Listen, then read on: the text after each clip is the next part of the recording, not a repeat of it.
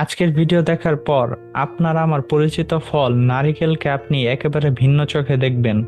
নারিকেল চাষ সম্পর্কে আজ থাকছে এমন কিছু ভিন্নধর্মী চিত্র যা দেখার পর এই ফলটিকে আপনি আরো একবার নতুন করে চিনবেন।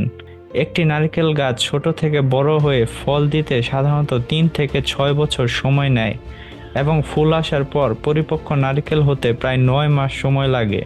এই গাছের একটি অদ্ভুত বৈশিষ্ট্য হলো একই ফুলের থোকায় পুরুষ ও স্ত্রী উভয় ফুলই থাকে। তবে ভালো ফলন নিশ্চিত করতে চাষিরা অনেক সময় পুরুষ ফুল কেটে নিয়ন্ত্রিতভাবে পরাগায়ন করে।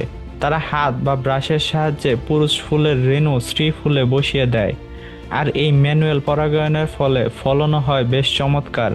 নারিকেল শুকিয়ে এলে সেগুলো গাছ থেকে নামানোর কাজটা অত্যন্ত দক্ষতার সাথে করা হয়। কেউ কেউ খালি পায়ে 100 ফুট উঁচু গাছে উঠে পড়েন, আবার কোথাও ঝুঁকি কমাতে লম্বা বাঁশের মাথায় কাস্তে লাগিয়ে পোল মেথডে নারিকেল পাড়া হয়।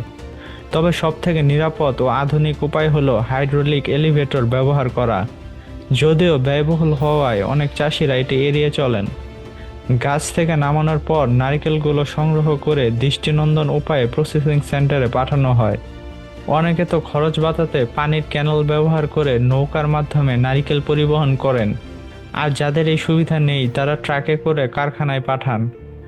যেসব নারিকেল পচা বা মানসম্মত নয় সেগুলো ফার্টিলাইজার বা সার হিসেবে ব্যবহার করা হয়। ফ্যাক্টরিতে পৌঁছানোর পর প্রথম ধাপ হলো ছোবড়া ছাড়ানো। আমাদের দেশে এই কাজ হাতে করা হলেও বিশাল কারখানাগুলোতে এই কাজ আধুনিক মেশিন ব্যবহার করে হয়। সেখানে দাঁতালো রোলারের মাধ্যমে সেকেন্ডের মধ্যেই ছোবড়া আলাদা করা হয়। এরপর দক্ষ শ্রমিকরা অবিশ্বাস্য দ্রুতগতিতে নারিকেলের শক্ত আবরণ ভেঙে ফেলেন যেন ভেতরে সাদা অংশটি অক্ষত থাকে। নারিকেলের ফেলে দেওয়া ছোবড়া এখন বিলিয়ন ডলারের শিল্পে পরিণত হয়েছে। এই শুকনো ছোবড়া পোশাই করে মজবুত আঁশে রূপান্তর করা হয়, যা দিয়ে দড়ি, পোস্পা এবং জালের মতো ম্যাট তৈরি করা হয়। বর্তমানে এই আঁশ জিওটেক্সটাইল হিসেবে নদী ভাঙন রোধে, পাহাড়ের ধস ঠেকাতে কিংবা রাস্তা নির্মাণের স্থায়ী সমাধান হতে পারে।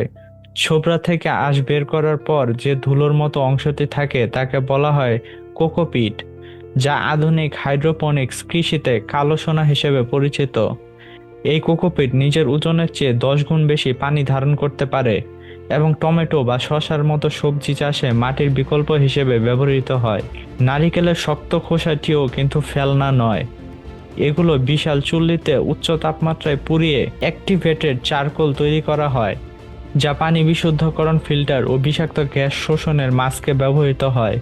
এছাড়া এই খোলস থেকে পরিবেশ বান্ধব বায়োফুয়েল বা ব্রিকেট তৈরি করা হয়, যা সাধারণ কয়লার চেয়ে বেশি সময় ধরে জ্বলে এবং ধোঁয়াও কম হয়। নারিকেলের পানি এখন বিশ্বজুড়ে এক ম্যাজিক্যাল ড্রিঙ্কস। প্রসেসিংয়ের সময় স্টেনলেস স্টিল পাইপলাইনের মাধ্যমে পানি সরাসরি চিলিং ট্যাঙ্কে নিয়ে যাওয়া হয়, যাতে স্বাদ নষ্ট হয় না। এরপর রোবোটিক হাতের মাধ্যমে সম্পূর্ণ জীবাণুমুক্ত উপায়ে বোতলজাত করা হয়। কোনো প্রিজারভেটিভ ছাড়াই এটি বাজারজাত করা হয়।